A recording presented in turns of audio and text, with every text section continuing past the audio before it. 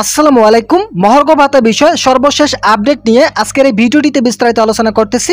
আলোচনা করার পূর্বে আমি আপনাদের কাছে বিনীতভাবে অনুরোধ করতেছি, এখন পর্যন্ত যারা আমাদের এই চ্যানেলের নতুন সদস্য রয়েছেন তারা অবশ্যই চ্যানেলটি সাবস্ক্রাইব করে পাশে থাকা বেল আইকনটি অল করে দিন।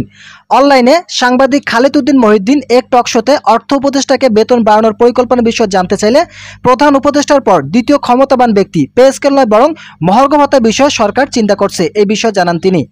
সরকার কি পে স্কেল দিতে পারবে? না।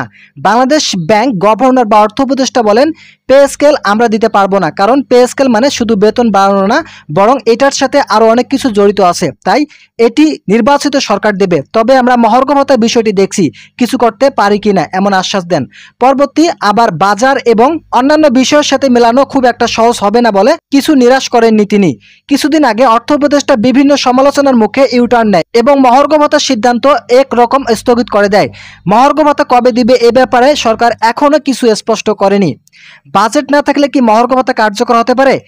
সরকারি কর্মকর্তা কর্মচারীদের গ্রেড অনুযায়ী দুই ভাগে ভাগ করে মহার্ঘ ভাতা দিতে পারে সরকার। 14.5 লাখ সরকারি চাকরিজীবীদেরকে মূল বেতনের সর্বনিম্ন 10% থেকে সর্বোচ্চ 20% হারে মহার্ঘ ভাতা দেওয়ার পরিকল্পনা রয়েছে। এর জন্য এক বছরে সরকারের বাড়তি খরচ হবে অন্তত 7,000 কোটি টাকা। বর্তমান পরিস্থিতিতে অর্থনৈতিক দৃষ্টিকোণ থেকে এই বাড়তি ব্যয় যৌক্তিক নয় বলে মনে করছেন অর্থনীতিবিদরা।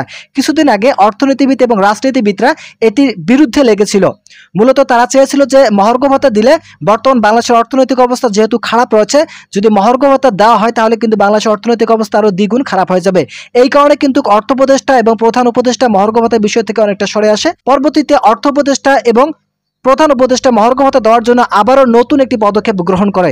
তো বন্ধুরা, আজকের এই ভিডিওটি এ পর্যন্ত। আশা করি ভিডিওটি থেকে অনেক উপকার পেয়েছেন।